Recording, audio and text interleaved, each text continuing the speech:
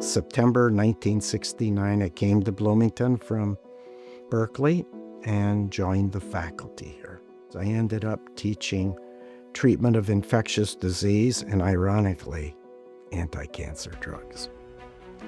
So the drugs that I was teaching about, at least one of them, I'm now very familiar with.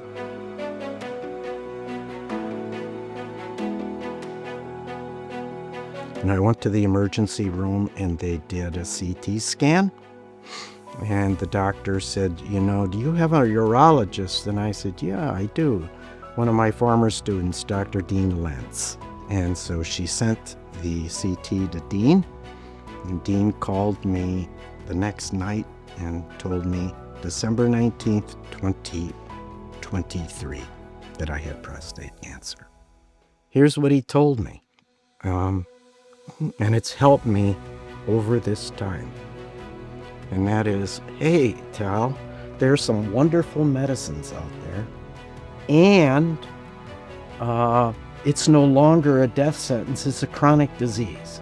If you have a car that has a problem, you take it to a mechanic. But if you know that the problem is a carburetor, and you have the option to take your car to a carburetor specialist that does nothing but carburetors, that might be a good option to consider. The carburetor specialist happened to be called Dr. Audra. It was around Christmas time, I think, so obviously got him in very quickly, saw him in clinic, and it just struck me how well-spoken, well-read Tal was about prostate cancer already. And we were in a tough spot initially when he was diagnosed. We had a heart-to-heart conversation and we talked that, with treatment, we could get some control of the cancer, but it's not clear how long we can keep the cancer under control. We treated Tal with a regimen that's quite aggressive, which is a combination of hormone therapy, chemotherapy, that was actually studied on a clinical trial recently in the past couple of years and just was recently approved. And, he got the treatment and he did so well with the treatment, always very optimistic, always very positive.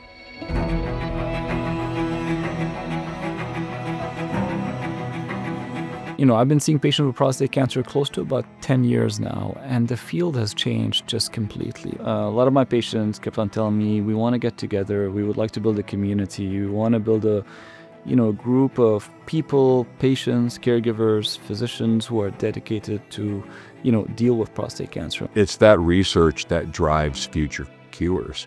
The team that Indiana University Simon Cancer Center has put together in, research and treatment of men's genitourinary cancers is world class. It is a resource to the community that I would put it up against anything that you could find anywhere else in the world.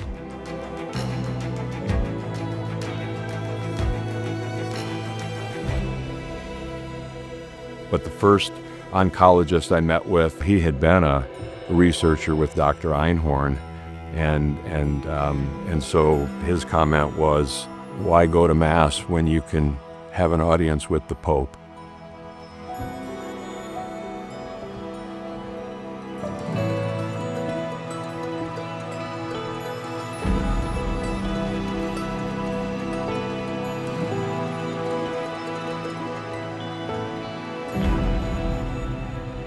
So this story is very remarkable to me, for somebody to have a cancer that was diagnosed, treated, recurred, and then cured with intensive chemotherapy.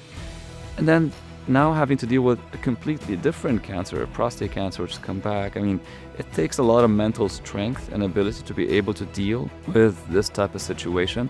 But Bob has always been positive. He never comes to clinic complaining. And, thankfully he got on the right treatment regimen. And his disease has been in excellent control now for almost a couple of years, and my impression is the disease will be under control for a long time. I tell people all the time, the longer I live, the longer I'll live. That might sound kind of silly, but I think it's really true. Because the pace of medical research is just happening so fast, I have no doubt that I'll live long enough to probably get a treatment that doesn't even exist today. So yeah, I'm optimistic.